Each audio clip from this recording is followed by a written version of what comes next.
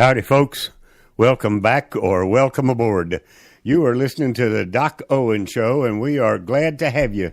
We are going to kind of limp along tonight. We're missing our third chair. Uncle Bocce is, as they say, under the weather or got the punies, or his text message said not feeling well. So that's we'll have to wing it without Uncle Bocce and fill his 10 minutes of history with something pertinent to today's activities. Yeah. I did find an interesting this day in history to at least fill that portion of his slot. So there you go. Hopefully, I would imagine that Uncle Bocce will be back next week, and we'll sort of pick up where we left off and head on into the holidays, the rest of the holidays that began with Thanksgiving. That's right. So this is our first live sort of broadcast after our traditional Thanksgiving Day broadcast, because for some reason, I mean, we've always done our shows on Thursday evenings, and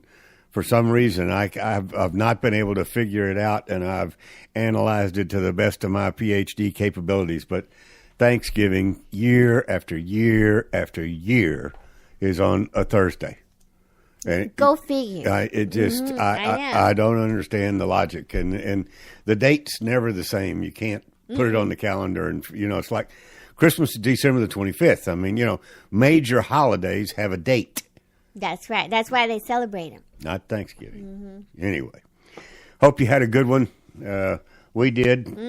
It was absolutely miserable, the amount of food that I've consumed, but he didn't do that bad. It was very, very good. So, thanks he to survived. all involved.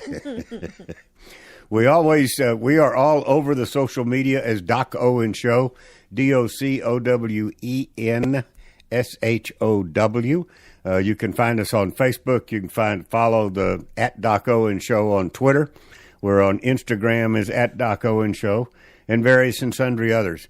And we have a blog, Doc Owen Show, spelled the same way, DocOwenShow.com.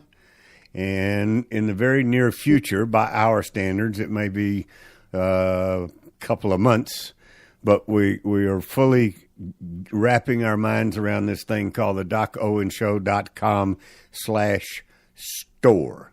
So we will have give you a glimpse of some of the type things that we're going to have. We'll talk about a little bit in the show tonight. So be ready. And we have apps, free apps, no charge apps. Download, listen to not just the live broadcast, but any of the other broadcasts that are out there in the Doc Owen Show library. We've been doing this. We're in our 6th year now, so there's a wealth of information, and it's amazing. Actually, it's gratifying, I guess, that some of the topics that we talk about as current events have been discussed on the show previously, and nothing has changed other than that the year is different. The circumstances are a little bit different. But the net outcome is still not good. So we're changing, the world is changing some things, and lo and behold, that old deep state routine that we talk about every once in a while rears its ugly head somewhere else with the same results, an overturn of the Constitution. So, having said all of that, the apps are, guess what? Doc Owen Show. Download them from Apple, download them from Android. They play on either device, right? That's right. And it works really well. It's a good thing to do. So after those, kind of self-promoting announcements, we begin the show in a very traditional manner. Ms. Surefire, I forgot to, because we were without Uncle Bocce, I lost my normal routine. That's all right. Say hello, Ms. Surefire.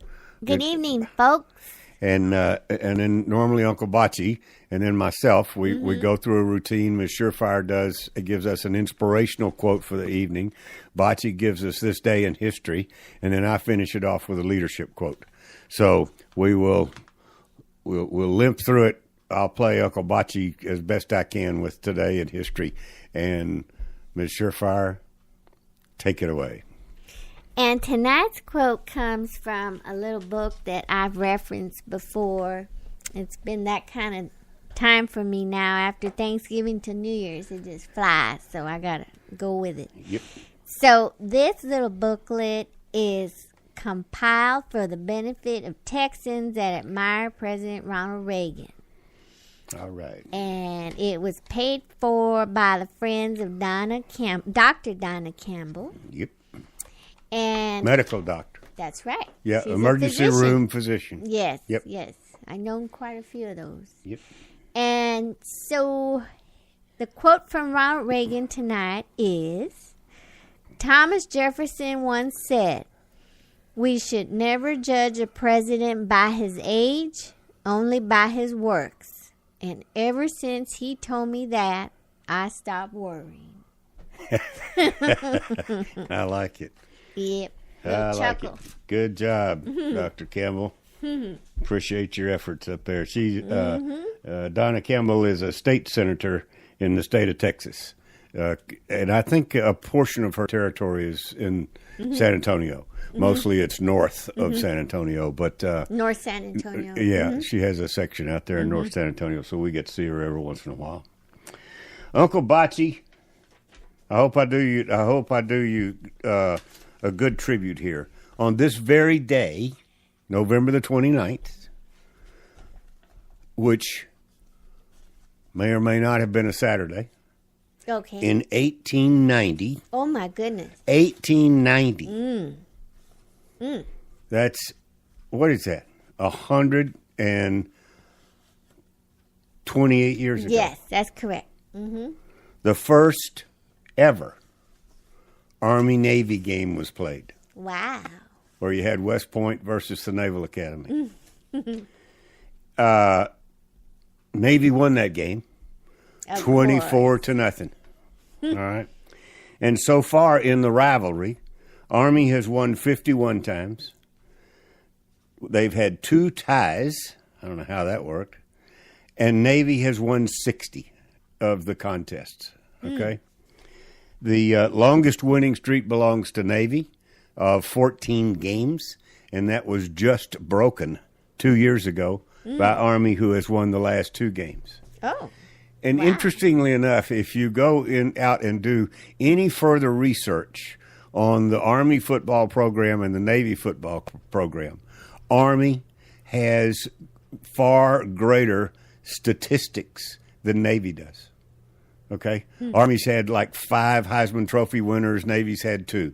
Army's got a far greater, like 0.72 some odd winning percentage, and Navy's is about 50-50. I mean, the Army is just in every category that you look at, Army leads. All right? And yet, Navy has won their contest against them 60 times versus 51. Why is that? Having gone to Navy, I will tell you why that is. It's because Navy plays real football opponents during the season, and Army plays junior colleges. Oh, that ought to get them going. I'm glad I'm on the Navy side now. We used to say they played high school teams. Navy has always had a much tougher schedule. For some reason, they Army doesn't play Notre Dame. Navy plays Notre Dame as their secondary, and Notre Dame always has a good team. Generally has a good team. Things like that, just all the way through the season. If you look at the 2 schedules, Navy's is much tougher. So that's the reason when Navy goes into the Army-Navy game, we really don't care what their record is. They can be coming in undefeated, and we will still win that game against Army.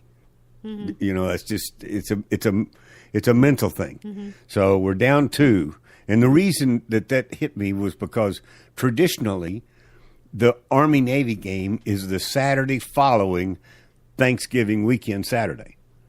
Always has been. That's just the one time that it was not that I remember personally, because I was there, is the Saturday that after JFK got shot. when JFK was killed, that's one of the few times they postponed the Army-Navy game. They didn't cancel it, but they put it off a weekend out of respect for Mr. Kennedy. So I thought the Army-Navy game was this coming weekend. And Ms. Surefire, with her penchant for accuracy, looked it up. And the Army-Navy game is not this Saturday, as was traditionally the case. It is now the following Saturday, the 8th of December. And I'm sure that's due to television, advertising, other games that, it's just, I'm sure it's a TV conflict sort of thing is the reason they put it off. So at any rate, that's our day in history, November the 29th, 1890. Wow. What do you know about that? Had nothing to do with politics. Just a good old-fashioned slug-it-out football game. There you go. It's all about the skin. I'm going to give you probably the briefest. I'm going to give you a Dwight David Eisenhower, I don't know. Anyway, I'm going to give you the briefest leadership quote that you will probably ever hear. And it comes from the Boy Scouts of America. Be prepared. That's right. That's all you need? Well, I think that was the Scout motto when I was growing up, was just those two words, be prepared. And everything that we did and learned and practiced was about being prepared, no matter what the circumstances, so that nothing would throw you off your feet. So, anyway, that's the name of that. Now, normally, I would be able to spend the next 8 to 10 minutes poking at Uncle Bocce as he tried to maintain his focus on what he brought to the table about a president, and I would normally be joking with him or making wisecracks or heckling or sometimes even adding value by comparing what he's talking about in history to today's activities. That's true. History repeats itself. And I'm going to miss that. It's going to throw the timing off. Yeah. So what I would like to do, if Ms. Surefire is ready, is to play some sort of a song and kind of regroup, and because my tempo is off and without Uncle Bocce. You mean you gotta get your feng shui back? I got it right. So, and then we'll dive into the rest of the show. So I've forgotten. What have you got for us? Something by David Bray, our friend Dave Bray. Yeah, it's gonna be Before the Happens Came. Oh, it's an oldie but goodie in terms of the Doc Owen show. Yep. All right. So pay attention to this. Listen as closely to the words as you can. Hit it.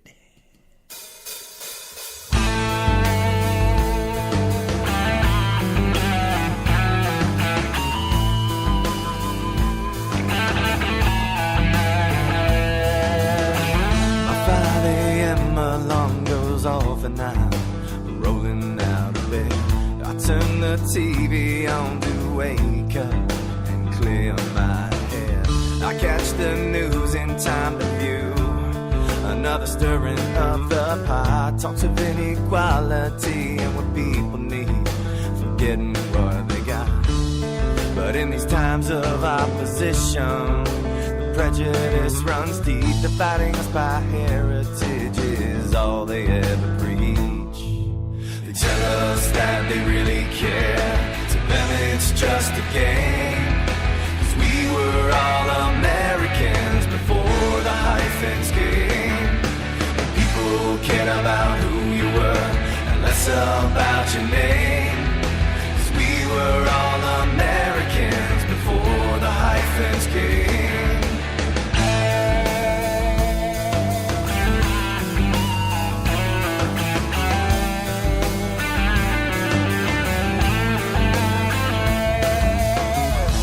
Down along the line, someone had a great idea.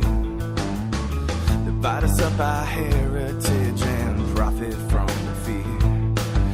But growing up a while back, before the racial trends, whether immigrant, white or black, we just called each other friends. spoke an extra language.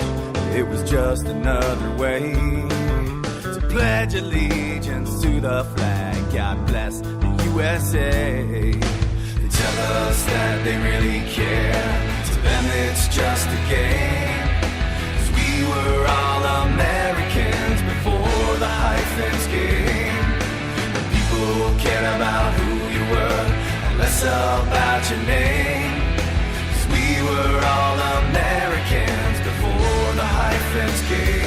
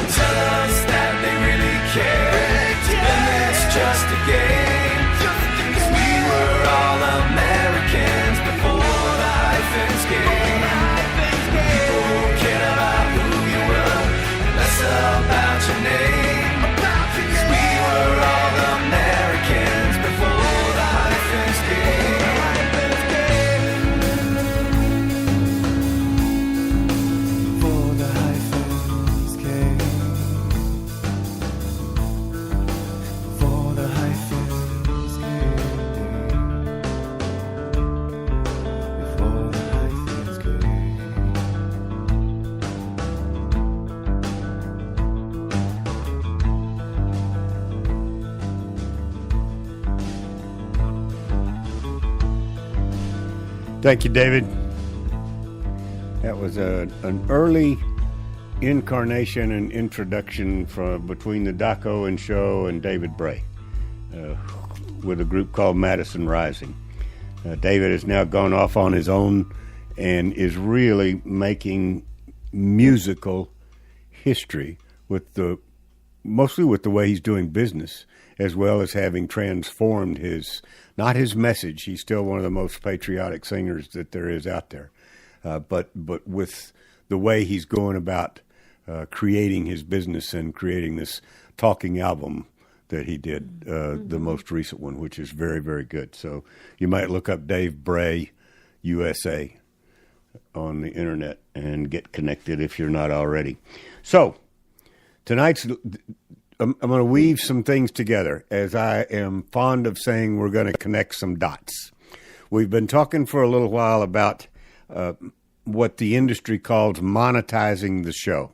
And so the way it looks like the path we're going down is, rather than have advertisers, if you will, we're going to go the more traditional podcasting and blogging route and have affiliates or affiliations with folks that we know and agree with and have the same principles, and the impact of the money that is part of the transactions is always positive in terms of constitutional Christian efforts, I guess is the best way of saying it. So the store is gonna focus on what we're gonna call the 3P's. That's P as in Papa. It's gonna be preparedness. Be prepared. Mm-hmm. That was the quote for tonight. All right. Mm-hmm. And that's not necessarily being a prepper, but part of being a prepper is being prepared. and it's not just about Armageddon and being prepared for an invasion from Russia or China. But it is about being prepared for a natural disaster, an electrical outage for a day or two. There are things that can happen, and if you live in a hurricane-prone area, you know exactly what I'm talking about. And I'm a refugee from Houston after almost 40 years. We went through several hurricanes, and it's no fun. I mean, the electric can be out for 3 and 4 weeks at a time. So there is something to be said for being prepared. So that's one of the P's that the store will promote. The other one is about, and that's where I tone it down, is about being practical. In other words, you don't have to overextend. You don't have to overdo it, but you can work in a very practical manner, and your efforts will have a better return for you. And so we will try to educate and put products out there that are extremely practical in today's environment, right? Mm-hmm. And then the third P is Patriot. So prepared, practical, and Patriot are the 3 P words, and the Patriot has to do with not only things that are symbolic of today of patriotism, having to do with support for the Constitution and Christianity and the good works that we see being done out there and spreading the word. It's also about helping these usually smaller vendors that are creating patriotic themed products, getting their word and their message and supporting their activities like we do when we find them and interview them on the show and wind up with the exposure, right? So that's just kind of hopefully the plan is that there will be a lot of how to, and I'm using air quotes, how to ... those 3 P's. In other words, we'll go out and gather the information, gather the experience, talk to the people, have them on the show. There's going to be an awful lot of revolving around these 3 words coming up in 2019, and that's kind of be the focus of the show, if you will. So now connect that dot. Okay, we got an invasion going on at the southern border. Mm-hmm. All right. And this is in the category of current events. It's not the first time there's been an invasion at the southern border. This is the first time that the United States government has reacted in such a manner as to prevent the crossover, right? And we've done it in partnership with the Mexican government. We've done it, a lot of different ways. Not the least, and you hear all the stories about shooting tear gas in on women and children and all of this kind of stuff. And if you really get down to the bottom of it, the tear gas has been used at the southern border of the United States ever since the Obama era to slow down or break up masses of people trying to come into the country. This is the first time that I think that there's been so much media coverage trying to make the current administration look bad over the situation, when in fact I think it goes without saying, they're doing a lot more things more openly and more forcefully than the previous administration did to stop this invasion. Mm-hmm. And so far, the dam, the wall, whatever it is holding. Mm-hmm. It's not happening, but it's gotten ugly on several occasions. Mm-hmm. I mean, it's come to fisticuffs. It's come to, at least in Tijuana, the American citizens have not been involved, but the local Tijuana residents greatly resent, and I don't blame them, that 7,500 and growing people from Central and South America have walked all the way across Mexico, and now they're parked in Tijuana, which is just the other side of the border from San Diego in California. Mm-hmm. And they picked that because it was normally an easy entry point.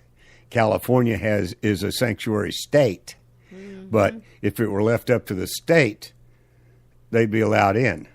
But fortunately or unfortunately, whichever way you look at it, the federal government actually did their job this time and prevented them from coming across the border.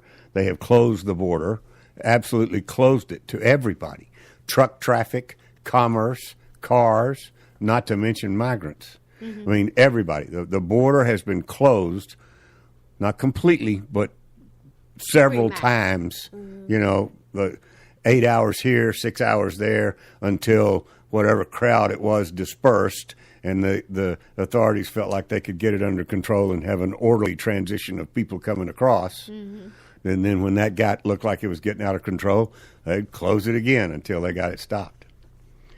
One of my concerns, way back in the day, and I mean that like 2 years ago, if I remember correctly, the last mass insurgency or invasion that came in from the south was 3 years ago. Okay.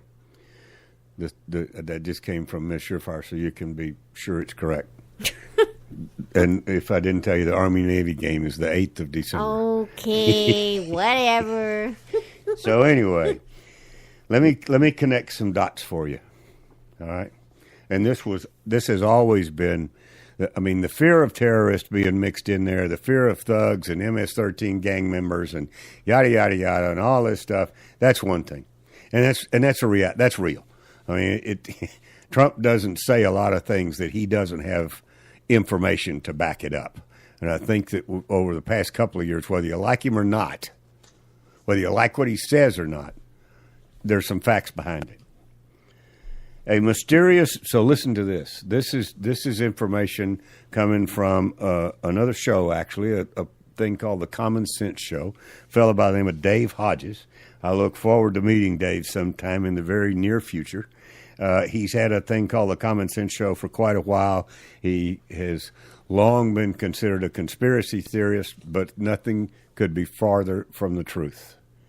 He's a very well-connected young man whose father was in the federal government, and he's well respected as far as I'm concerned, because a lot of things that he's put out there and I've put on the show or just been aware of or have come true. This is from the Common Sense Show. A mysterious polio is sweeping the country. Border Patrol agents are growing increasingly concerned about the diseases for which Americans have no immunity are coming across the border. He is also a member of the anti-Agenda 21 and fearful of United Nations takeover, and he's been reporting on FEMA camps that are being set up all across the United States. And that we're being told they're being set up in case of a natural disaster, yada, yada, yada. All right?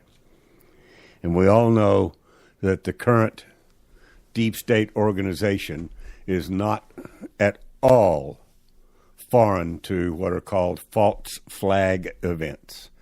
Major events that are touted as turning points, and when in fact the perpetrators are either our own government or directly attached to the government. And there's a governmental reason, a turnover of some constitutional element that is desired to come out of the false flag. So if you take what I just said about the polio coming across, then dig a little deeper. If you remember the Ebola scare, everybody, I mean, you can't forget the Ebola fear that came up. I've forgotten when that was, a year and a half, 2 years ago. Not that long ago, all right? Ebola has existed for over 10 years. It was actually invented by the Center for Disease Control. The United States Center for Disease Control created the Ebola virus.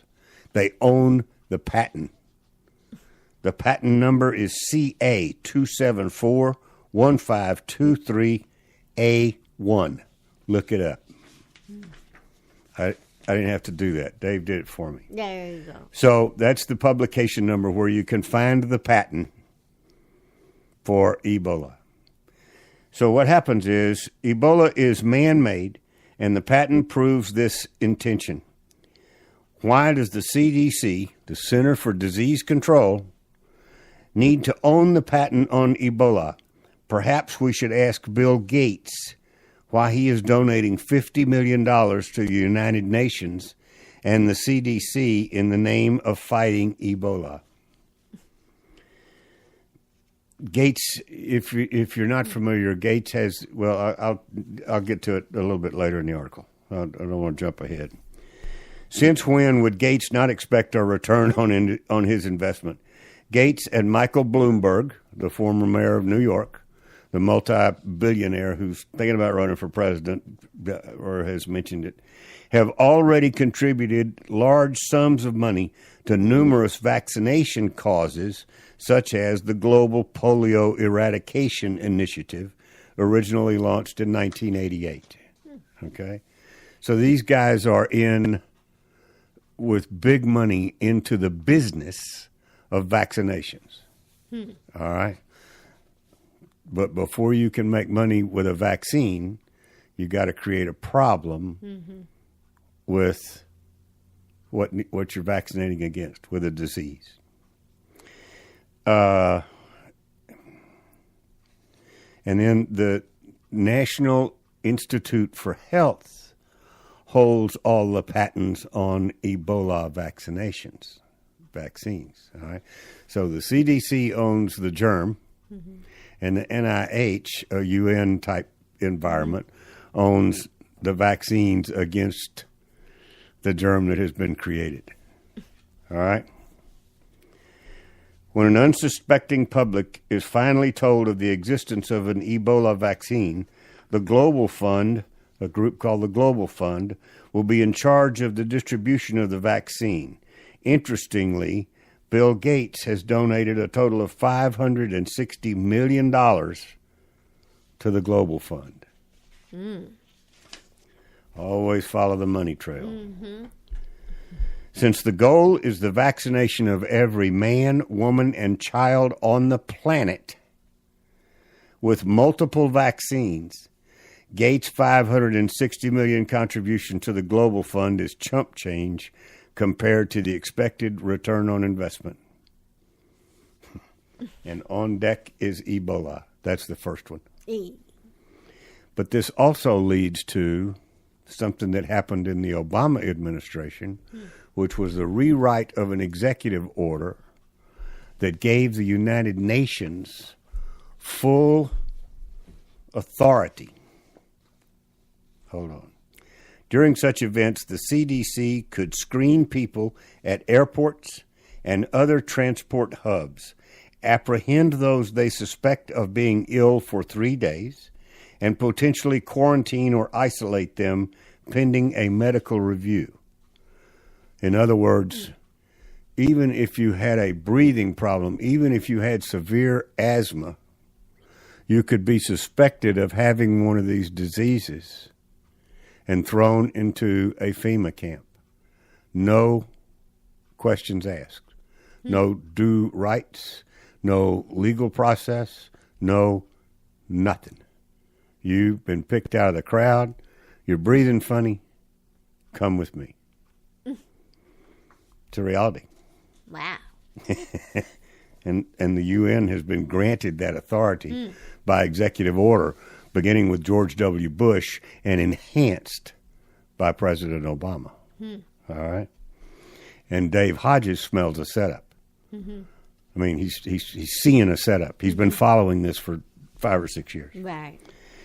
As Ebola is beginning to spread once again throughout Africa, The Atlantic, this is the Atlantic magazine, would have you believe that the CDC is scrambling to come up with containment and legal policies designed for quarantine, etc. Nothing could be further from the truth. The issue was decided in 2014 when the CDC enacted now pandemic policies. The new policies are draconian, and they represent the backdoor implementation of martial law and the removal of undesirables. It's martial law by medicine. Medical martial law is what they're calling it. Okay? In other words, they lock it down. And it says the smoking resettlement regulations, i.e. FEMA camp Army regulations, known as FM 3-39.401-5, guy does his homework, states that foreign troops will eventually occupy FEMA camps referred to as resettlement camps. The foreign troops will be in charge of the American citizens because we don't want to expose our own. Okay? So, straight from the internment resettlement article, that's what that was. IR, which is internment resettlement, is what they're calling these FEMA camps, may place soldiers in continuous contact with or near insurgents, terrorists, or criminals who will exploit every opportunity to escape and kill or injure U.S. personnel or multinational partners. That's the foreign military reference. Okay. So digest that for just a minute. And I'll give you the conclusion that Dave comes to on his blog. It is increasingly clear that Ebola crisis will be used to impose medical martial law. Some humans coming to the border have unknowingly been weaponized. Okay? Do you understand what that term means? In other words, there's some people in this invasion caravan, unbeknownst to them, probably, they are a weapon. They're being used as a weapon against the United States. This is also a good old-fashioned coup against President Trump by the UN under the guise of protecting the public. Wow. You got all that? Audience, you got all that? Well, it kind of makes me think about all these stories you're hearing about lettuce this and tomato that and frozen this and people dying. It's like, well, what's up with all that? Well, that's what I refer to and you know as conditioning. In other words, if you hear, just like you're saying, if you're hearing all of these negative stories and, you know, the place where you eat out, we went to eat someplace the other night and up at when you checked in with the maitre d', and this is a middle America joint, that we, went to have some Mexican food. Right up there at the very front, they informed us that they would not be serving the lettuce, the romaine lettuce, right, due to the recent yada yada. And of course, we looked at each other and said, "Didn't we have a Caesar salad last night?" We had a Caesar salad night before. They weren't too concerned, and nobody said a word. So anyway, the point being, it's conditioning. It's if you hear this and hear that, then it's like the frog in the hot water. Right? I mean, if you boil the water first and throw the frog in, he jumps out. I mean, he ain't having nothing to do with that. But if you put the frog in warm water, like lake temperature water, and then heat it slowly, he never knows. Yep. Same thing with information about disease this and sickness that, and don't eat this and stay away from the berries and yada, yada, yada. And some of it's true.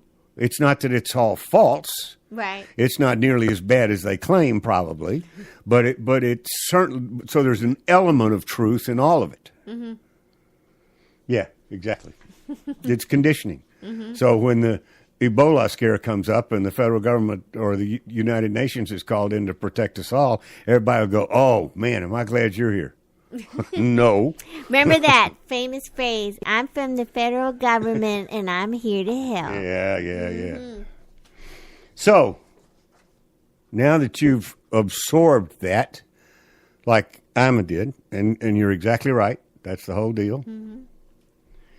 Listen to this little bit of information in the last few minutes that we have. And this just came out today, November the 29th, 2018. I can't tell you what time I pulled it down because it doesn't print. But a well-respected alternate news channel, put it that way, Breitbart, just confirmed, this is the headline, nearly 2,500 migrants in Tijuana are sick with communicable diseases. Thank you very much. At least 30% of them are sick with communicable diseases they might spread to Americans in schools, hospitals, welfare and employment offices, and other public places.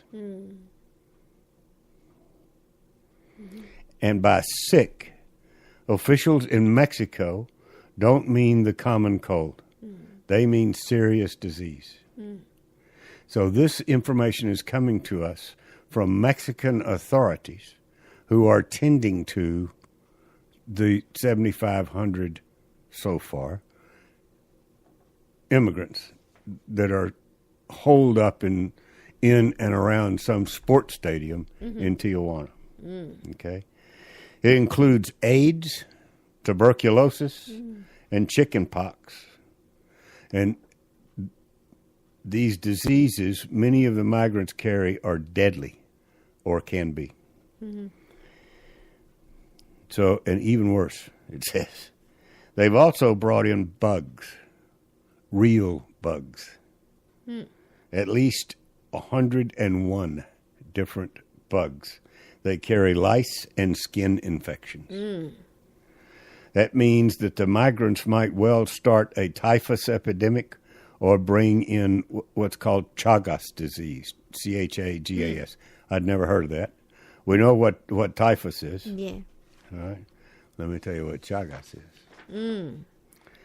Chagas is another of the many benefits the migrants might bring. Obviously, tongue-in-cheek. And a little bit of sarcasm there. And unlike louse-borne typhus, body lice, you get typhus from body lice, chewing on somebody that has typhus and then moving over to another individual. But it's that's how it happens. But unlike that, Chagas is not rare. It's epidemic in Latin America. Listen to these numbers. So blood-sucking triantamine bugs cause the disease. They get infected by biting an infected animal or person.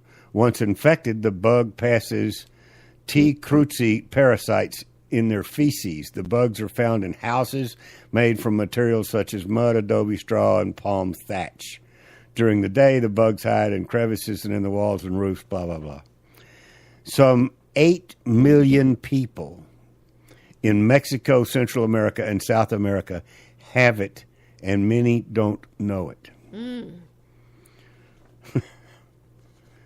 And they're also bringing in what's known as a multi-drug resistant tuberculosis, which is particularly worrisome as how many of the migrants carry a particularly virulent form of TB that is resistant to multiple antibiotics.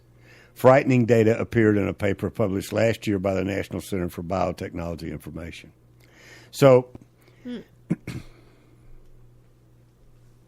these women and children that everybody's worried about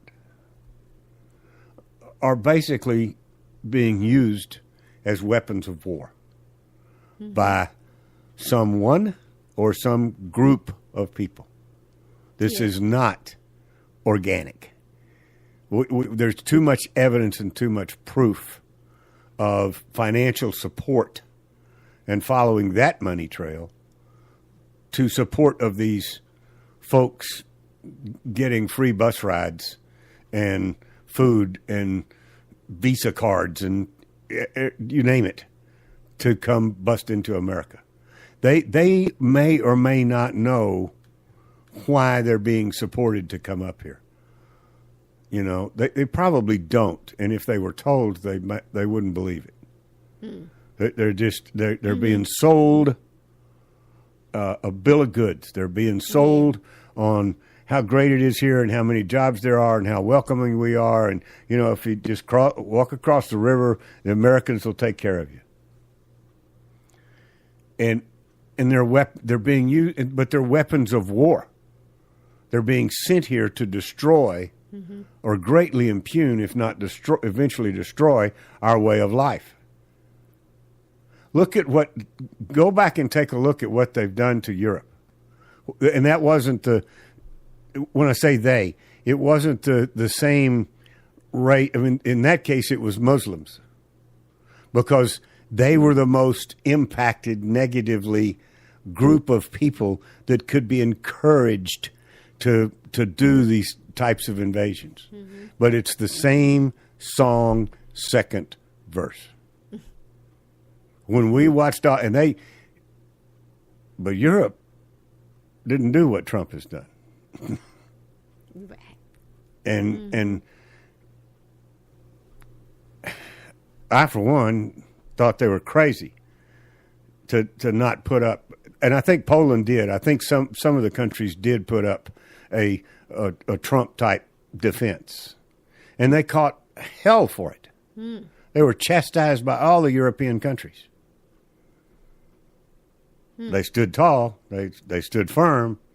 And today they're in much better shape than the others that are completely overrun with somebody else's culture and way of life. And their classic European culture and way of life has been destroyed. For all practical purposes, it's been destroyed. Yep. Unless you've got bukus of money to rise above it or to get the heck out of there. And that's what we're trying to prevent here. It's real, folks. It's not. This is not a sympathy parade. And there's nothing wrong, absolutely nothing wrong, with being a proud American that is completely immigrant friendly if they do it the right way. Right. And if they do it the right way, they're checked. They go through a medical process as well as a background screening and everything else. And the reason for that is we expect them to assimilate into our way of life. And we have built that way of our forefathers died fighting tuberculosis. Polio. I mean, I'm of the generation that polio was not eradicated. I mean, I lost friends and school friends and had children born with polio. It was. They were born with the polio? Yeah. Oh my yeah. God. I mean, it was bad. And they couldn't. They worked and they worked and they worked and they finally eradicated it. And it's very rare. Well, now it's picking back up again. And the problem is we'll be fighting diseases that we don't even know about. That we don't have. Our system and way of life has allowed us the freedom to build an immunity through our medication and through our food and through our way of life. We've built an immunity to a lot of diseases that impact other areas of the world because they don't have the money to fight it. They don't have the willpower to fight it, and they don't have the money to fight it. Right? I kind of have a thought going through my head with Good. all this discussion. Good. Well, but it's not too good. It's just kind of like put you on alert, kind of thing. Good. 'Cause what you're saying is the problems that these illegal aliens coming through here are bringing with them over and over again. And this has gone on for quite a few years now. Yes. And the way I'm seeing it, it's like this one world order crap. Yep. Not crap. Yep. Well, Yep. it is. So I could see somebody saying something like, well, I think we need the world to come together to fight disease. And then you're going to have government control over all the medical care. Not just having medical insurance like that Obamacare crap. No, that's just the Exactly. tip under the iceberg. But the tip, nose under the tent. I could see something like that happen. And I could too, and that's what Dave Hodges is saying. And not only have it happening, but have it imposed as medical martial law. And think back. We're not controlling the people like that. That's not what I'm thinking. I know what you're more saying. Like bringing it all together, where Forced. we don't really need to bring it all together. You know. Oh, that's right. We don't need it as much together as it is today. Exactly. I understand what you're saying. Right. So you're saying short of medical martial law, it could be sold to us through the media and through the government entities that for the betterment of the country, the world, et cetera, we're going to turn the healthcare management over to the United Nations. Or something like that. Global control. I hear what you're saying. Yeah. Oh, sure.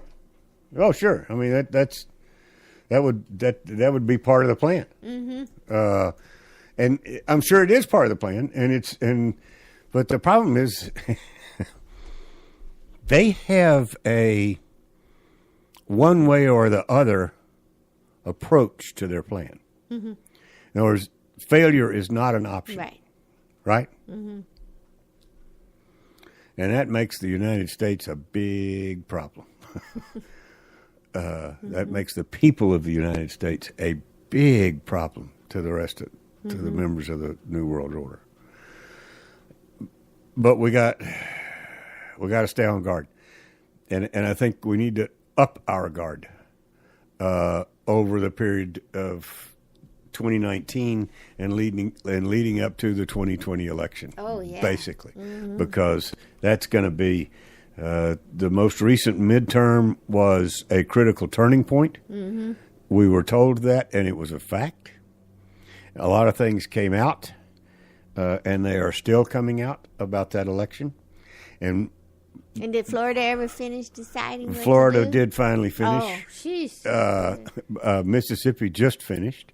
And I think there's still some others that are up in the air. But the alternate media is rampant with data and information and facts and figures about the number of elections that were stolen. And the voter fraud that went on.